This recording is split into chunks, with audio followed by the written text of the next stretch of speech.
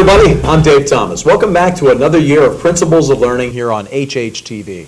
Now, here in the 2013-2014 school year, we will again take you inside all the schools in the district and give you a chance to see what's happening inside those schools and talk to the administrators in charge of them and some extra special people that they get to spend their day with every day inside those schools. So we're going to kick off this year with none other than Steve Glaize, and he is the principal of Hallowell Elementary School. And Steve, thanks again. Welcome to year 3 of our program. And we want to take a look inside Hallowell. And you know, the biggest problem here is that you guys do so much.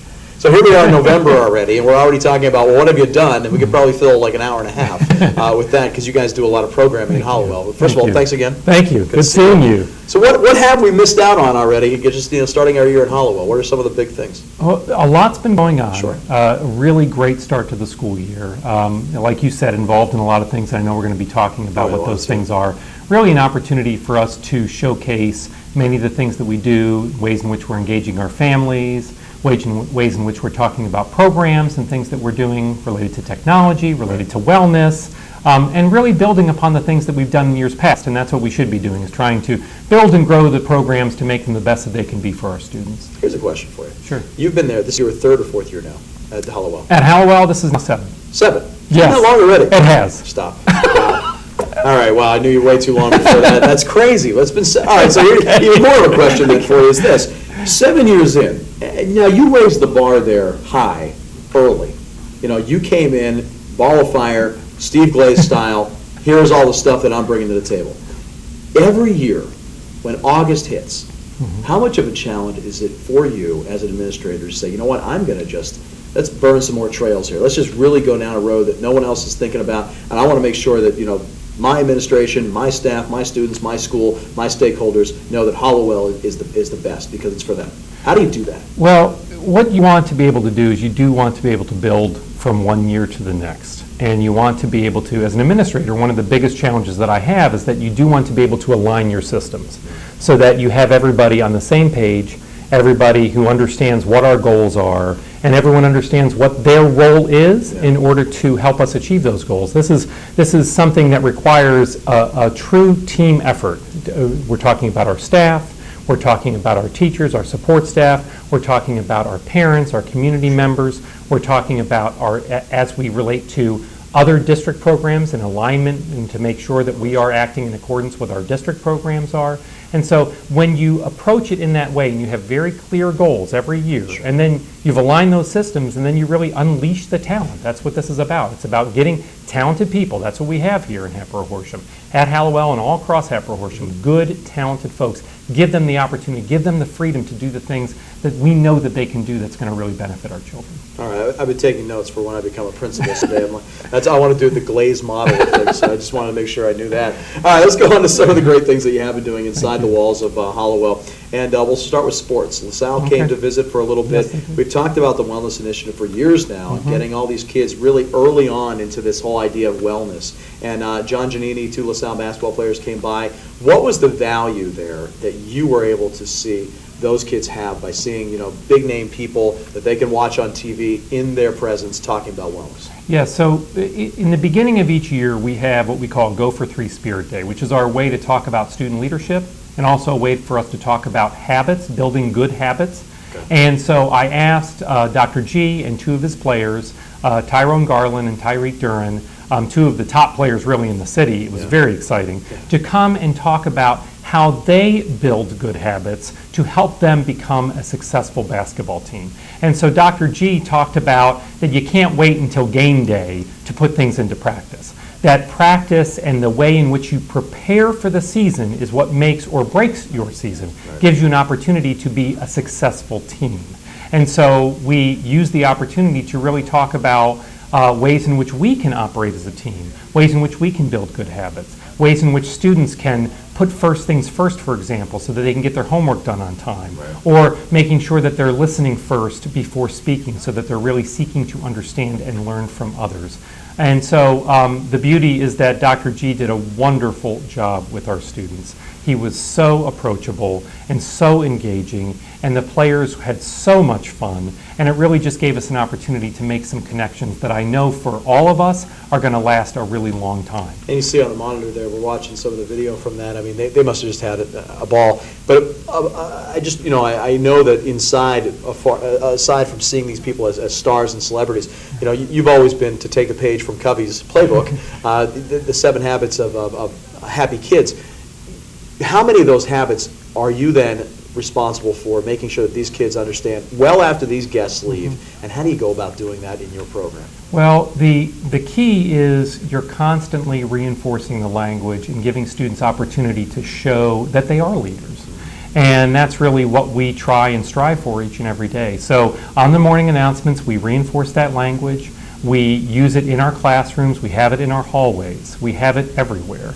But then what we do is we give students opportunities to really showcase and use that language, and an opportunity to apply the language. Because a habit, by its very nature, you shouldn't have to think about it anymore. It should become second nature and part of you. And it's part of your climate there in Hallowell. That's right. But you want it to become part of the culture. Very good. Fall for Reading. Let's move on to some of our reading skills. Fall for Reading is the name of the program, not just this little fun little name that we have. Yes. But at the same time, talk about that for us. I mean, it's very much a seasonal thing. There's our good friend Wally out there with the kids. And how does that work for us? Well, the neat part about Fall for Reading as an administrator is that the genesis of this idea, organizing this idea and carrying it out, was completely done by our staff. There you go. This was not something that I had come up with. This was not something that I had promoted. This was something that had come about because our staff said, we have an opportunity to showcase our garden. We have a vegetable garden at Hallowell, and this is the second year that we've had a harvest, a really good harvest. Okay. We take vegetables from the garden, we clean it, we cut it up, we serve it to our children at lunch, but then we can use it to create other foods and get students to think about wellness. And again, what does that mean in terms of eating a variety of different fruits and vegetables, and use that opportunity while at the same time talking about taking care of your mind. And so that's our opportunity then to bring in community members, parents, other staff members to showcase the benefits of reading. And so our staff really have, in the couple years that we've been doing this now, they really have taken it to another level.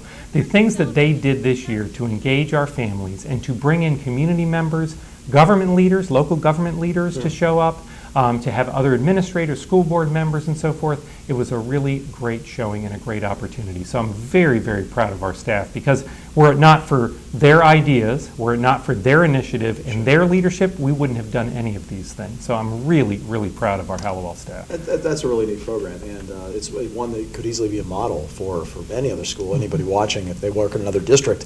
That's one that I'm sure you wouldn't mind they stole. So it's a really good program. I do have to give you credit. You're always good at making up the best names for things. And as an English teacher, I'm looking at this next one and saying, well, it's sage, like sage old advice here, from somebody who has a lot of wisdom in life. Right. The SAGE program deals with senior citizens. So let's explain that one now. Yes, and I'd love to take credit for that name, but I did not. Are you giving more credit? I am. This SAGE stands for Senior Adults for Greater Education. It is a nonprofit organization whose purpose is to connect seniors in the community with local school districts. Okay. And we're proud because we are the first school district in Montgomery County that they have partnered with. Oh, really? They primarily have dealt with schools in Bucks County and have done so over the past 15 years. We're the first school in Montgomery County because they're looking to branch out and connect. So basically what happens is we held a breakfast where we shared what this program is, and then volunteers, people who were interested in becoming a volunteer, were asked to fill out a form. What areas would they like to help in? Where do they see their strengths? What are they interested in?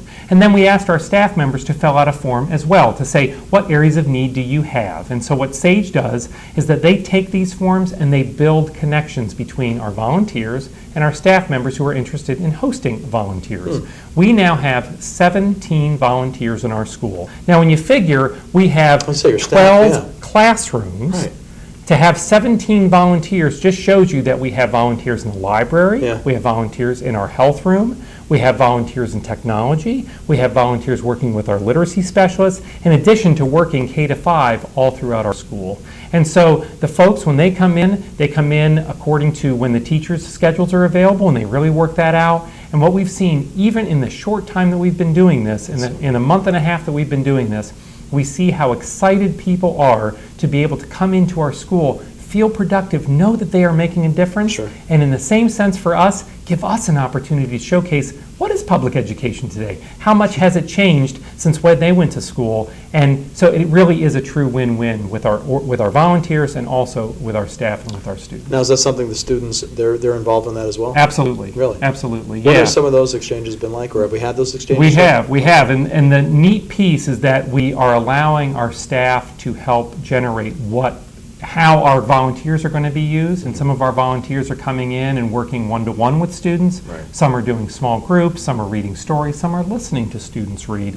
And then we've started to just develop a bulletin board at this point, have some pictures up of our volunteers. And we just last week had our first follow-up. Right. It was a luncheon that we had. And we have volunteers who are coming, and they just raved about how wonderful the children are, how accepting the staff have been. And again, it's a testament to SAGE and what they do, and the power of having an organization behind you who's done this before, who can help set this up. But it also speaks very highly about how welcoming our staff has been, and really how engaged our community has been, and that's really what we're looking Some forward of the to. amazing stories I'm sure there must be between, the old talking to the young, and just the Absolutely. beauty of that blend. Absolutely. Let's talk about, let's go back to reading. Okay. Rainbow Reading Night coming up, I think it's in May, actually. Is that correct? Or is January? Yeah, we actually have several during the year. Okay. We had our first Reading Rainbow Night last week. Oh, okay. And what it is, it's an opportunity to connect with our students and families in kindergarten and in first grade to talk about what are some essential reading skills, essential literacy skills, and what, as parents and as families, what can you do at home to help support those efforts? Yes. So we're trying to use it as a way to first educate our families, but also as a way to engage our students and our families in this process. And so this, again, the genesis of this idea came from our staff. Our staff looked at our students and said, some of our students come in with some very good key skills. Right. Some students come in and there might be some skills that are lacking. Mm-hmm. And so how can we align and make sure that our families know the things that they can do to help out at home? And so we started again last week. We had 46 families show up. And those families were not just from Hallowell, because we have some district programs at Hallowell. Okay. We had students and families from Crooked Billet, and we had students and families from Simmons there as well. And so we're going to continue this. When we do this in January, we're going to use a different focus. So we might talk about, for example, writing. What does writing look like for a kindergarten or a first grade student? And then what we did last year, and we're going to continue it this year, when we do this in the spring, we're going to have our brand new families whose children just registered at Hallowell, families who their children won't start till September. Right. We're going to have our first meeting with them in the spring to say, this is what you can do now and in the summer to help prepare your child come September. I might put it out there, I live in Penridge, we don't have anything like this, so I might be I have my son's in first grade, and my daughter will be in kindergarten next year. I think I'll be attending. So if you're okay with that, Absolutely. because I would like to also Absolutely. know, as a parent, it's frustrating, Yeah. you don't know, what's expected, how much should they be reading, and it's not just, as a teacher in high school, it's just, you say, oh yeah, read. Well, Yeah. you can't do that with them. They need Right. structure, they need step ladders, and they have to say, here's what's attainable, Yeah. here's why. I love that, Yeah. because it gives us as parents direction. Well, and even some of the traditional ways in which we would teach reading, Sure. like through nursery rhymes, that's not always the way in which they're taught. And so even reminding parents the power of saying nursery rhymes to your students, that are to their children, that gives us an opportunity then to practice, even in traditional ways, they're good ways. Yeah. And you can't just assume that all families know that. And this gives us an opportunity to say, look at what you can do at home, and look at some of the things that we're doing here, and know that we can combine them and we can really, again, align them and make them strong and connected. Great program. Good. Very Thank nice. Yeah, absolutely. Now, okay, let's talk. In June, you're going to host an event called Celebration of Learning, Leadership Day. Yes. I love this theme already. But we're going to have it in June. So give us a little preview. Yeah, we're still working out the details. It's the first time that we're going to be doing this. What we have found is that previous to this school year, we have had opportunities where we can invite our families to come and see the great work that's being done all Sure. throughout the year.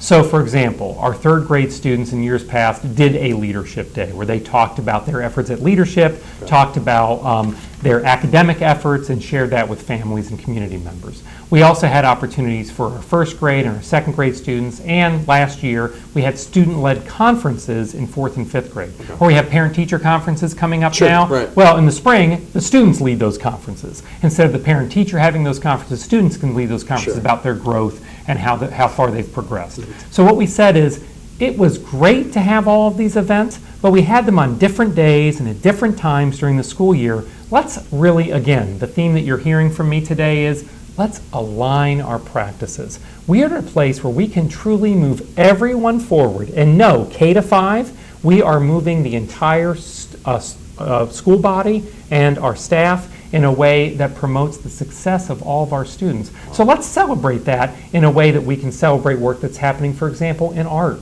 work that's happening in technology, work that's happening through researching and library skills, just for some examples, through music endeavors. So let's bring all of that together at the same time that we're going to be talking about academics, because we're focused on the whole child, and let's do that in a way so that our families get to see and feel and engage in that process. So we are excited. Oh, absolutely. A lot of details still need to be worked out, but the beauty is this is coming from our staff. Our staff is working and saying, these are the things that we want to see, and these are the things that we want to make sure that we do and we reinforce. But it's a beautiful culminating project where you're putting together, and you're spotlighting the staff, you're spotlighting, of course, the students, and you're putting it all together and packaging up and saying, this is what this year really looked like. That's the idea. That's a beautiful if we do it correctly. Yeah, absolutely. Well, in theory, right? That's right. Fantastic. Well, it is almost time for our Spotlight segment here as well, and we're going to meet a very special person. This is the Spotlight segment now where we ask every principal to pick a student, a teacher, a staff member who goes beyond what's expected of them on a day-to-day basis. So stick around, find out who the person is as Principles of Learning continues.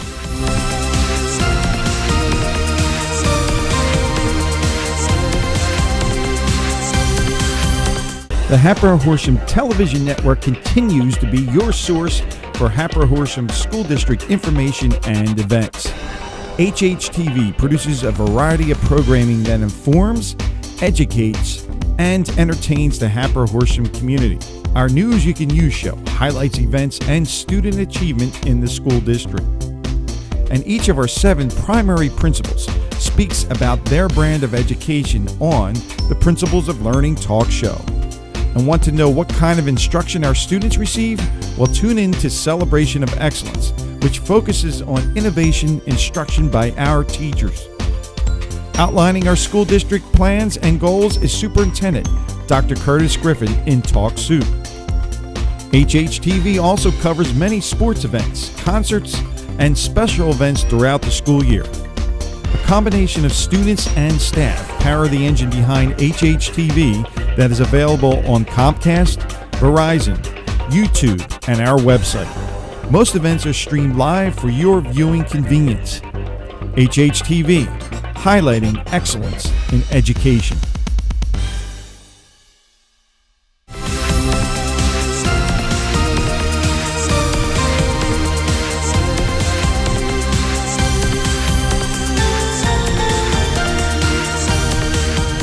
Well, welcome back to Principles of Learning. As promised, we are going to find out who Principal Steve Glaize picked for his spotlight person over at Hallowell Elementary. Steve, introduce us to our guest here on our set. Who is this? Well, if you remember last year, I brought one of my students. Absolutely. And I was very, very proud to bring that student. And I thought this year, let me make sure that I bring a staff member. Okay. And I'm so proud that I was able to bring one of our third grade teachers, Nicole Miletto. And Nicole is one of the finalists for Pennsylvania Teacher of the Year this year.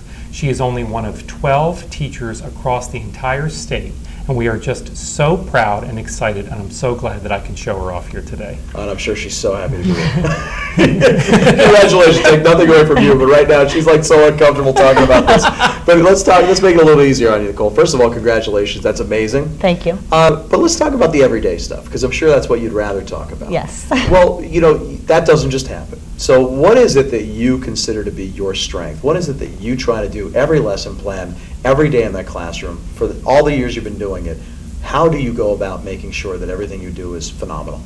I just, every day I go in and I say, how can we have fun? So, I focus on academics, but I also want to focus on other things like, physical fitness and health and wellness and leadership, and really making sure that these students are able to be successful in life. So they need to be problem solvers, and they also need to have a safe place to feel that they can take risks. So going into school every day, I want to have fun just as much as the kids do, and that's kind of like my motto, I guess.